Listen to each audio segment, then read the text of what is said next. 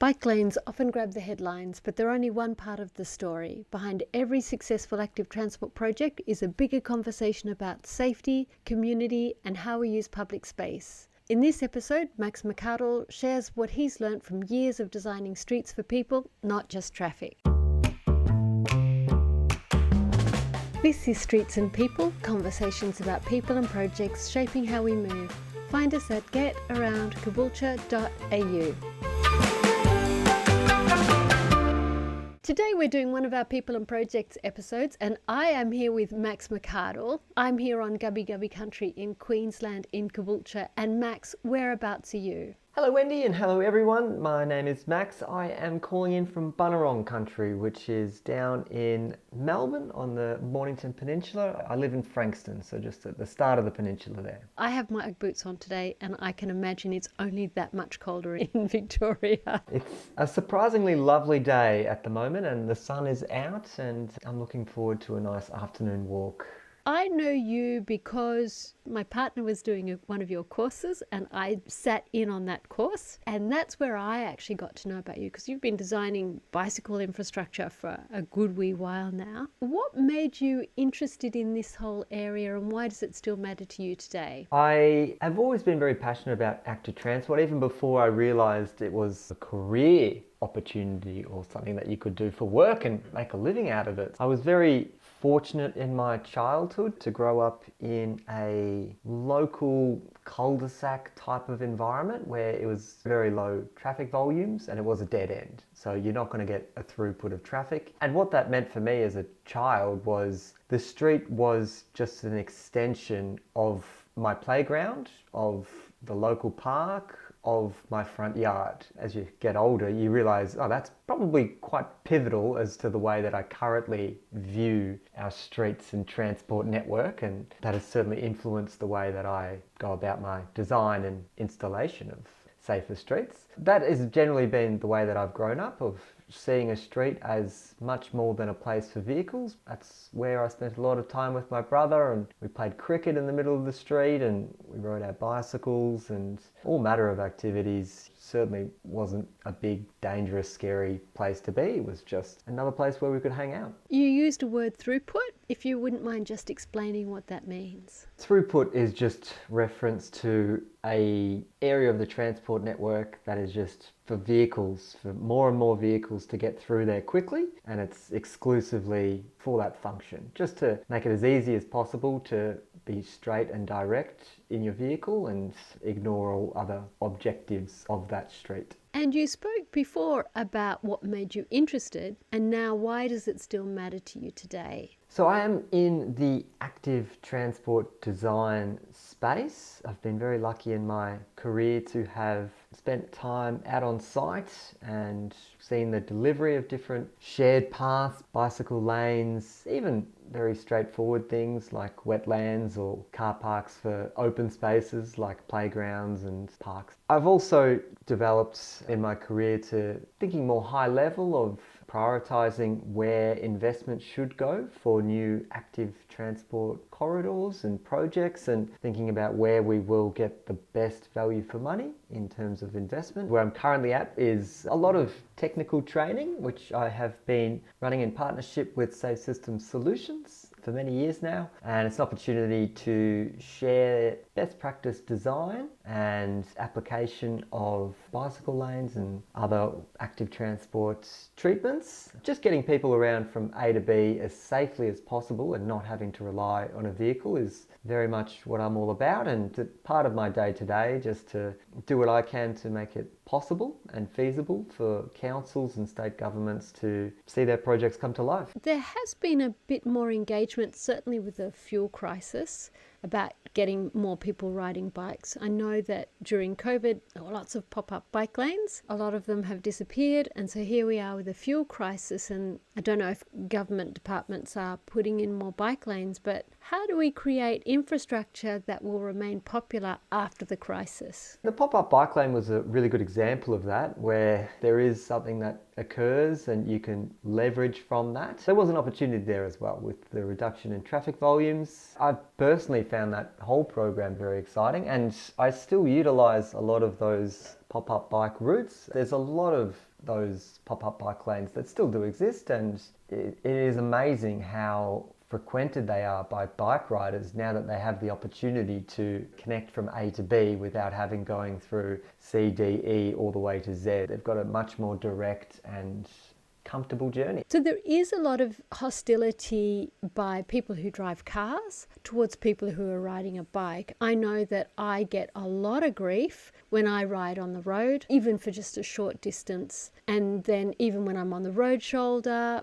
there's a lot of hostility. So how much does the infrastructure determine how bike lanes are received within the community, and what makes one bike lane work well and one crash and burn? I wish there was a simple explanation that could resolve that as a kind of issue, but my general feel for that is infrastructure can do a lot to provide those safer journeys, and that's a wonderful thing to be able to do, but there still is that community attitude and indeed behaviour, which infrastructure alone is not going to be able to influence. So I tend to agree that there are cohorts of the community that will not react favourably in regards to active transport and would tend to see that as something that is not going to enrich their lives at all, and therefore cannot see the value in it. Infrastructure is not really going to be able to shift that person's thinking, and that's generally okay. I don't think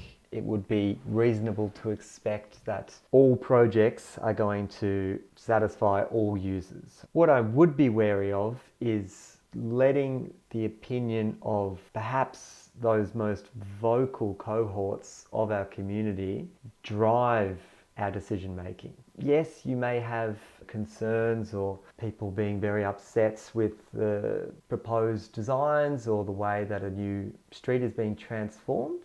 It's very, very common that it's the squeaky wheel is the one that gets the grease, and they're the ones that we tend to listen to. However, there's a lot of people that do not speak up and that they use that, or they can see themselves using that, and they love it. It's that cohort that I think we underutilize in our communications, and we don't necessarily champion them to share their message, because it's great coming from me as someone that is an active transport specialist and loves getting around by bike as my preferred mode of transport. But if there's members of the community that they could be a nurse, they could be a teacher, they could be a tradie, whatever they are, and they happen to notice differences and they think this has actually done a pretty good thing for my street. It's the vehicle speeds are lower, and I generally see a lot more children riding to school, which is pretty good. That's cool. I like that. I think if we are able to share some of those really positive experiences, that's probably going to have a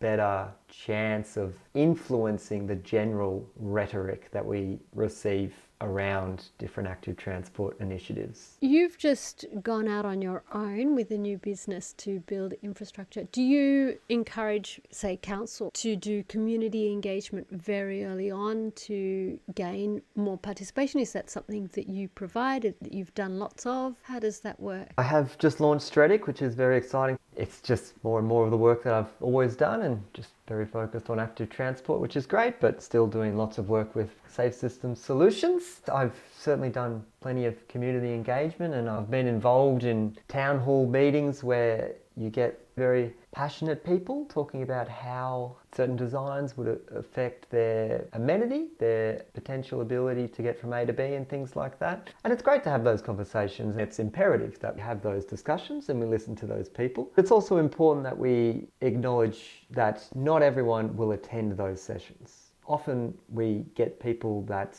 have a specific desire or a real focus in this specific project is going to affect me, therefore I'm going to go to the town hall and share my views. But it's not necessarily a representative cohort at all times. In those instances, if we can look at other ways to engage with the communities, online is often a much more accessible means, particularly if it's in the form of short surveys, dropping pins. These are areas which I think you should look at. Providing other ways for people to get involved or share their insights, I think is very valuable. There's probably not one kind of key methodology or solution I could offer there. I feel like sometimes those face-to-face sessions can be focused purely on some of the concerns that occur and don't necessarily always capture the entire community spectrum. A bit earlier on, you said something like it's about street design being changed and people are worried about how it's going to affect them because all road users.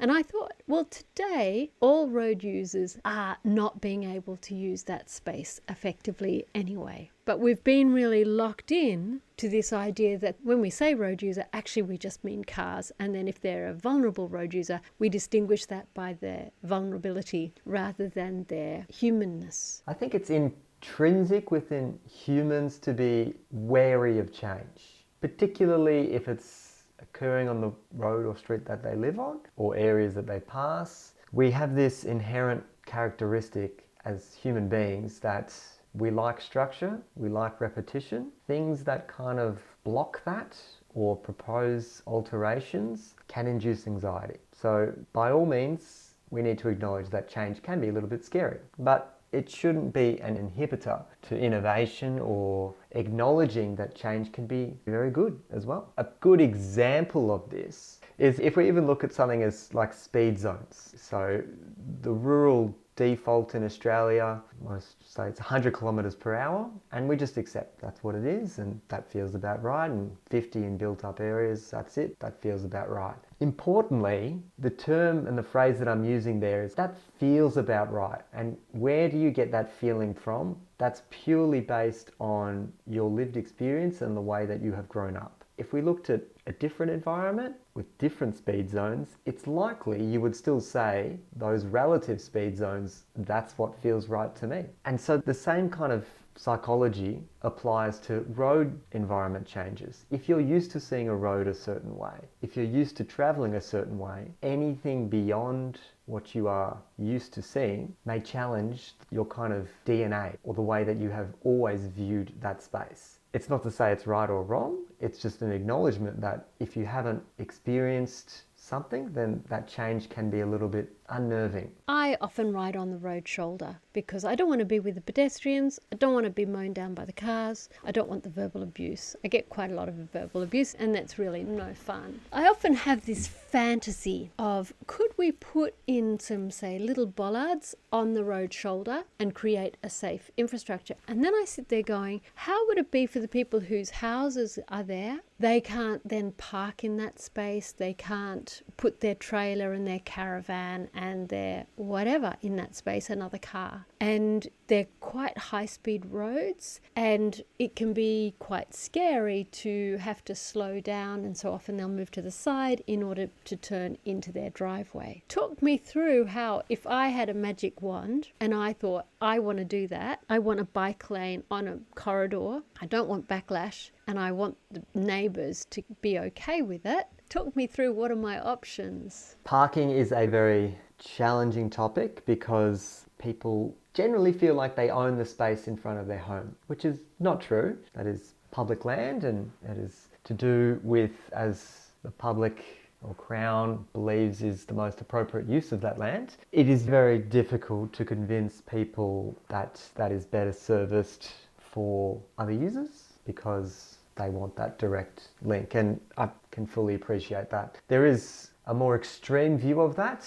The mayor of a Spanish city came out and said, it's not my job to provide you a car park or where your car goes. If you buy a fridge, it's not my job to work out where you put that fridge. He's gone a little bit more extreme just to say that this is public land and we will do with it what we feel is fit, which is somewhat abrasive and perhaps antagonistic and not necessarily the approach that I would employ. But the way that I think we can see changes in local streets and residential streets, and some positive examples that I've seen is trials of actually just closing down the streets, particularly if it's adjacent schools or things like that, and just having these open street days. I've seen really good examples of that where councils are just local streets on approach to schools, closing down those areas so you just can't drive through them at all.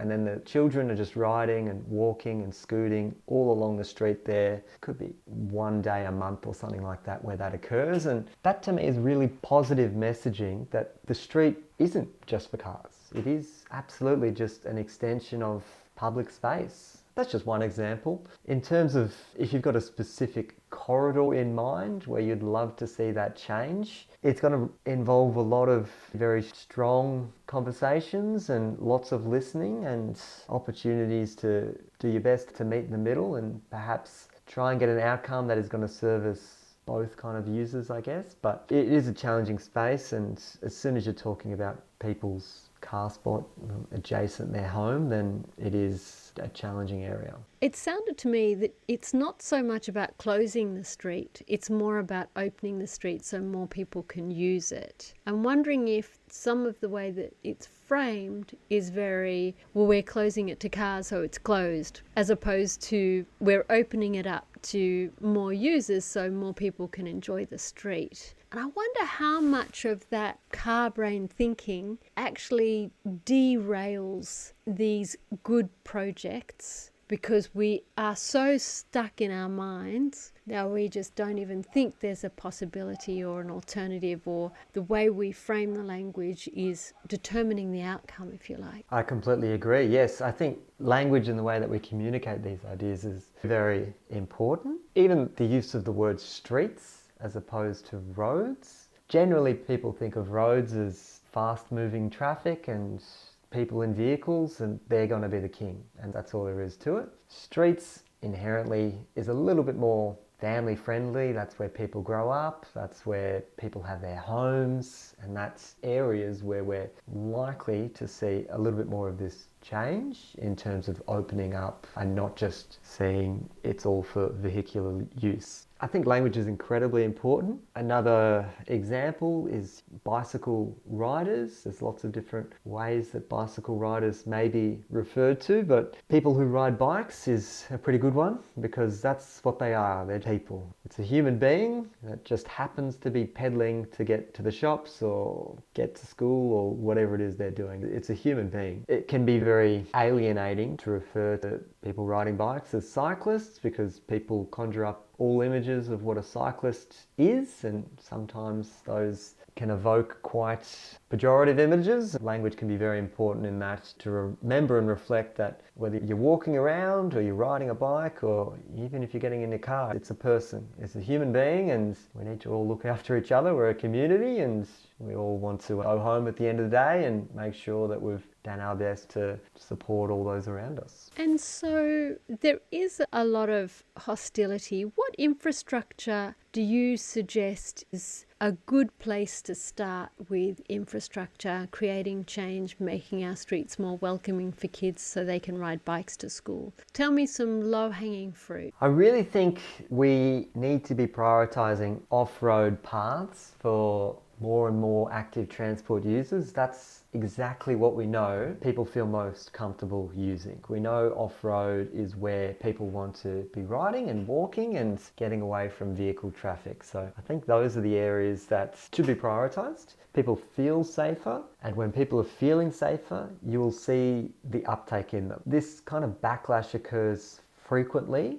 when there is infrastructure that is provided but people aren't using it. And that can occur when the infrastructure that is provided is failing to meet the safety standards that the community desire, or indeed they're empowered to demand. Because if you don't feel safe riding on a road shoulder, for instance, then you won't do it, and you will just use other forms of transport and you'll just avoid that area and things like that. When we do think about children riding to school, and I do think children are a really key demographic here, because people find it difficult to be accepting risk that involves a collision with a child. Obviously, I'm not trying to leverage that. I'm just trying to contextualize it. That is exactly what we're talking about. We're talking vehicle collisions with people, and if we're talking children going to school, then vehicle collisions with children can have obviously very drastic outcomes. Getting off-road or providing protected bicycle lanes to protect these cohorts, we will see an uptake in active transport. We'll see more and more people flocking towards this. Perhaps people that have never thought they'd ride a bike,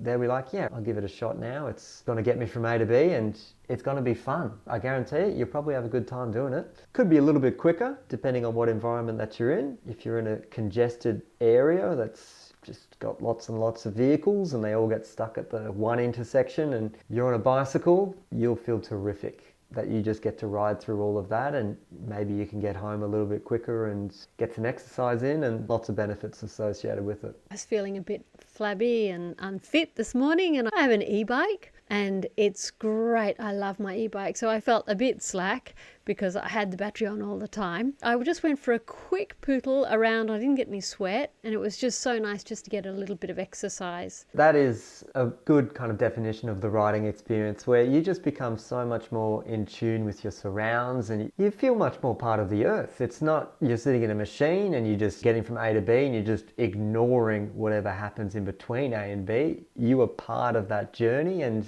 I think those very subtle changes that we can make for transport choices can make a big difference in how you feel personally, and maybe you'll go to sleep feeling a little bit better that night because you've used up a bit of energy, and it feels good. It just blatantly feels good. Imagine you're a mum with a couple of small kids, totally car dependent, on acreage. This is my friend who's in with a mum's group. The eldest is now in year 1, and most of her life is really car dependent, but she speaks with the other mums and they're all going, wow, high crash rates, it's too dangerous, we don't live in a wealthy council. So what's something that maybe my friend and her mum friends could do to change the situation? Mums are very busy, and I fully appreciate that they've got a million other things going on, and if they feel they've got a strong drive to improve active transport or improve the way that they get around, and they're looking for different ideas and things like that, I generally think whilst there is engineering involved in transport design and planning and all of those things, the way that any person out there views risk and the way that they believe this could be a reasonable way to solve risk is pretty valuable, and it's pretty good to know. So whilst I'm an engineer and that's my background, and I would refer to standards and guidelines to corroborate my thinking, if you didn't have that background but you did notice that there are issues on the way that you go about your journeys, and you've got some ideas that could improve that, or you're not too sure how that could be improved, I just want to validate that the way that you view those risks are important, and it's important that your council or your state government or road authority are able to leverage from your understanding. A council is got thousands and thousands of kilometres of the transport network to look after and is generally understaffed. Like, they're not going to know all of the intricacies as well as the community will. If you were in a position that you've got isolated areas that you think need to be viewed, or you've got significant concerns, then I'm all for sharing that through platforms to ensure that they can be addressed or at least looked at. If you're more interested in continuing to understand what are the solutions or what are the treatments out there that could be installed, there's wonderful resources out there, and I think Wendy's podcast is just one example of that. But Austroads has fantastic material. So that's AUST Roads. That's our Australasian kind of government agency that looks into all things roads, and they go beyond that kind of scope, but they do free online webinars that can be quite technical, but the amount of information that they provide free of charge is remarkable, and I just think that's really important that we have access to that. The fact that we've got Austroads that publishes all their material and it is free to access, and they also supplement that with webinars and case studies and things like that, is very useful as a practitioner, and also for community members that could be interested in learning more. The webinars are amazing. Not all of them. Some of them are really boring, and I would recommend being selective about the topics that you choose. What surprised me about the Austroads webinars is how many people, like mums with kids who are also engineers, who are deeply passionate about better infrastructure for kids riding to school. So there's a whole lot of stuff at the moment, particularly coming out through Austroads, about kids riding bike to school and infrastructure. And so say someone's at council, bottom of the food chain in the transport team. You have a lot of friends who work at council. They start off, they're really passionate, they want to get great bike infrastructure. It's why they're in there. Now tell me what someone who's in that position, who knows they're so like, no, you can't do that, you can't do that, you can't do that. And it becomes very dispiriting. And what's something who is living that experience? What's something they can do? It's very frustrating, and I fully validate that frustration that you would be experienced if you're doing all this work and a councillor disagrees or whoever up the top disagrees and unfortunately doesn't get to installation, or it has been installed and it's getting ripped up. It's not fun. It is absolutely okay to feel dispirited or unmotivated or angry or whatever that is. My kind of recommendation there is focus on the things that you have completed and really celebrate them. I think it's something that we don't do often enough. And I think that is a little bit part of the Australian identity, where we've got a bit of a stoic nature and we're just like, yeah, it was fine, it was great, and just we'll move on. I think there is opportunity, even if you're just getting into council and you've installed a stop sign where previously there was a give way because the community have told you it's a terrible intersection. You might walk away from that and be like, okay, that's another job done and something I can get off my list. But realistically, you've probably made a family or someone on that street, a community member, super impressed that they've called up the council, they've complained about something, someone's gone out and looked at it, someone's done something about it. So you've probably made a big influence on someone's life. And I think it's so easy to get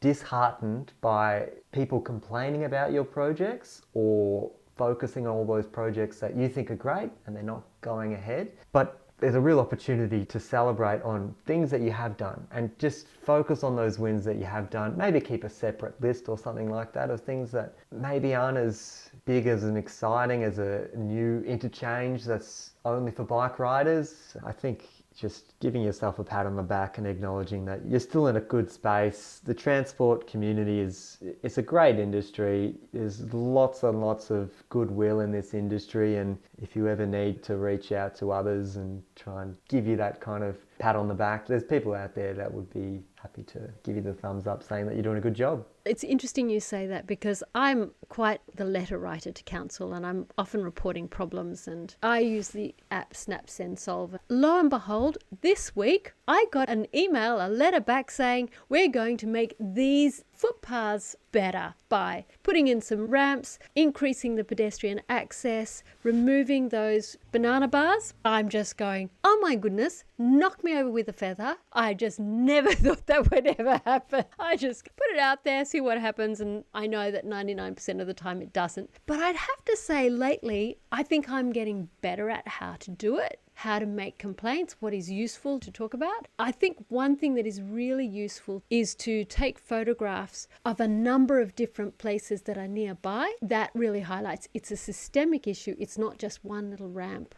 or one little place. Any transport person who's fixing my footpaths, I am eternally grateful. And I can never reach them because I have to go through the call centre and I just go, I don't want to do that. But just rest assured, I love you from the bottom of my heart. So before we close out, is there anything else you would like to share? Any final thoughts? Anything else you would have liked to have been asked? I just want to say thank you very much, Wendy, for hosting and providing this platform for these kind of discussions. I think it's really awesome that we have this avenue to have what people might find a little bit niche or perhaps not the most exciting topics all the time, but for some people it's really important. Generally, everyone interacts with the transport network every day and we don't always give it the full credence that it deserves, but it's a very important factor of our life, and it's great that we've got advocates like yourself, Wendy, that provide this opportunity to spruik how cool transport can be. The way I always put it is, the minute you leave your front door, you're dealing with transport. So we are all in this together for sure. All right, that's it. Thank you so much for coming on the show, Max. I really appreciate you taking out the time. I know you've flat chat, so fantastic that you were able to make it. Thank you very much. Lovely to be on here. Thanks very much. That's Streets and People. Thanks for listening. You can find more at GetAroundCaboolture.au.